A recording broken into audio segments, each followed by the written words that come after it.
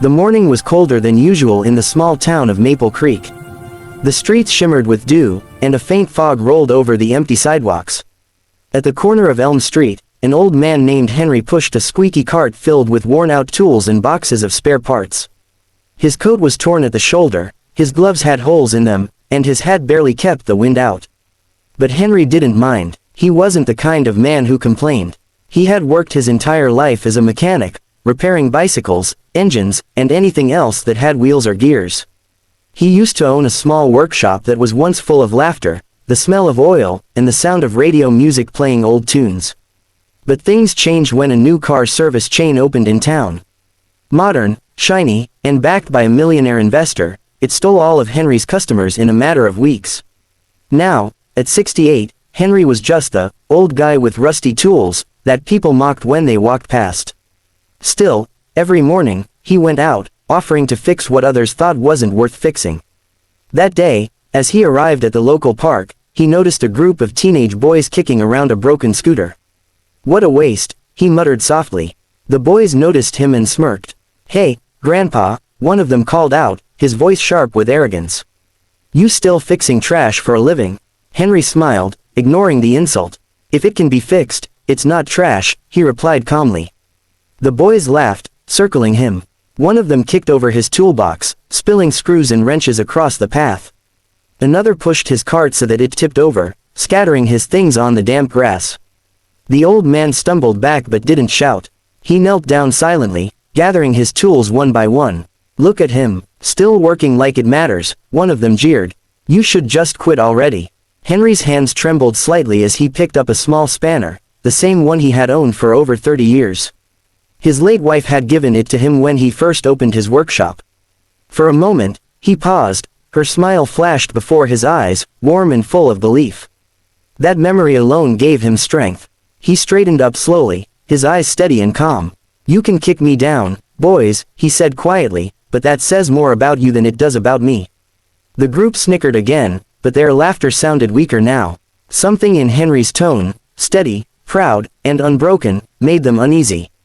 One of the boys, a tall one named Jason, suddenly looked uncomfortable. He nudged his friend. "Come on, man, let's go." They left, leaving Henry alone with his scattered tools. He sighed deeply and began organizing everything back into the cart. His hands ached from the cold, but his spirit didn't falter. He knew the world could be cruel. But he also knew kindness wasn't weakness, it was courage. Later that afternoon, a small voice called from behind. "Sir, do you fix bikes?" Henry turned and saw a little girl, no more than 8 years old, holding a pink bicycle with a bent wheel. Her eyes were wide with hope. "I sure do," he said, smiling softly. "Let's take a look." He kneeled down, checking the chain and wheel. The girl watched intently as he worked. In less than 10 minutes, the bike was standing straight again. "How much do I owe you?" she asked shyly. Henry chuckled. "Just a smile," he said. The girl grinned, her missing front tooth showing. "Thank you," she chirped before riding away. For a moment, Henry felt warmth flood his chest. That one smile was worth more than money. But as the sun began to set, things took a darker turn. The same group of teenagers from before appeared again. They spotted Henry by the park gate, packing up his cart. "Still here, old man?" the leader sneered. "Didn't learn your lesson?" Henry sighed quietly. "Go home, boys. Don't waste your evening like this." The boys stepped closer. "You think you're better than us?" Without warning, he shoved Henry hard. The old man stumbled back and fell to the ground, hitting his elbow on the pavement.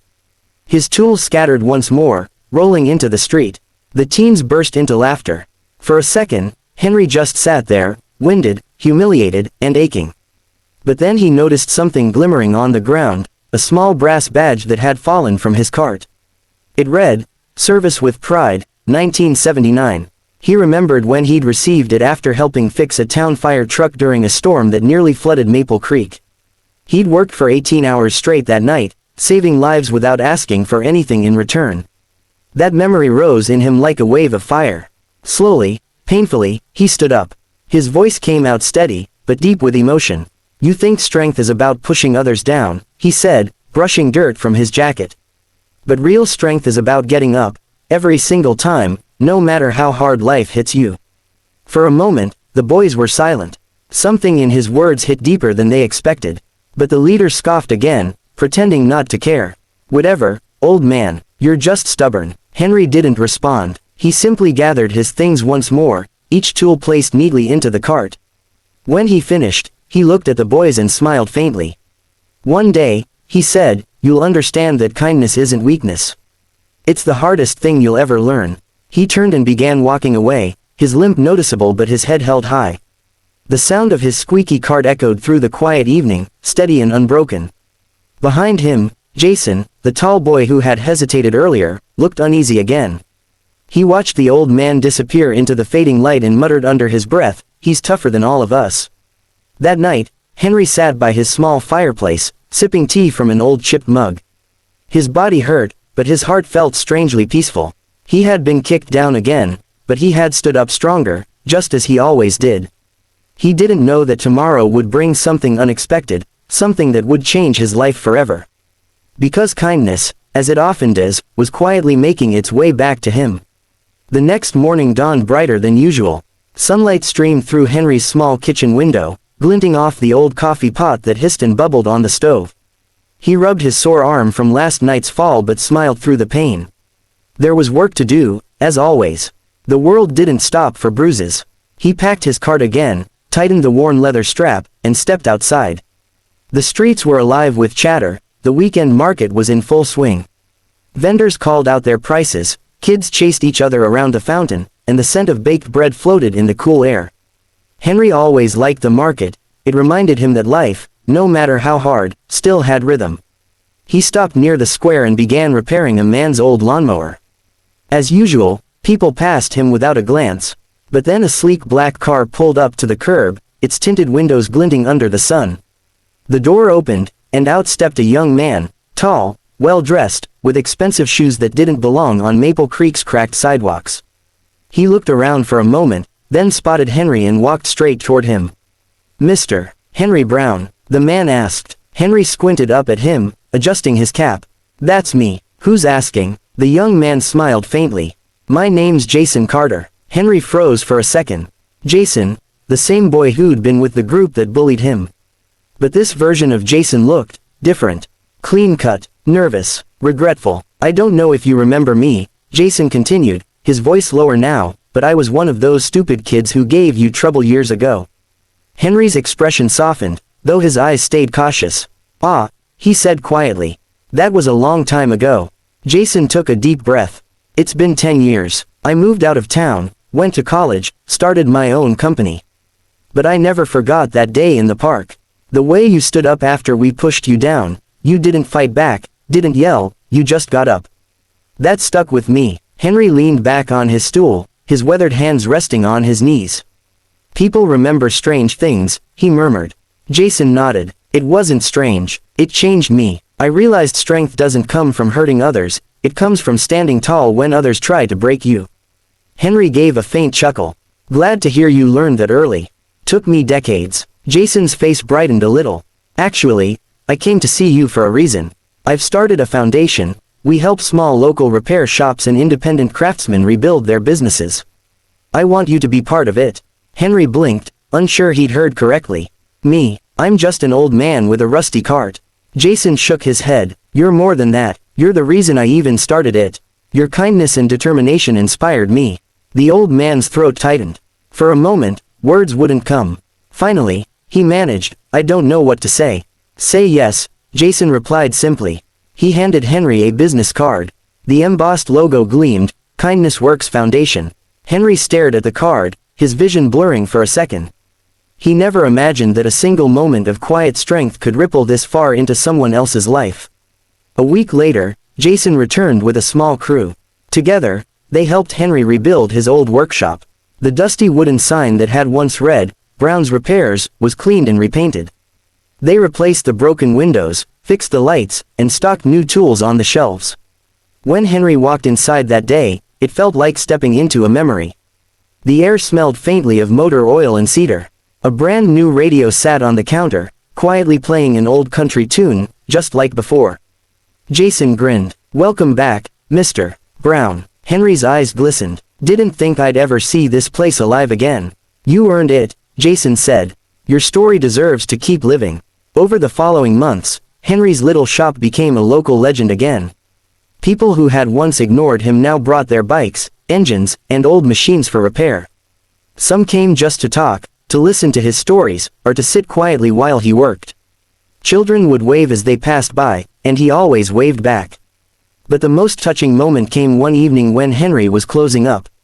He noticed a familiar figure standing shyly at the doorway, a young man in a delivery uniform, holding a small box.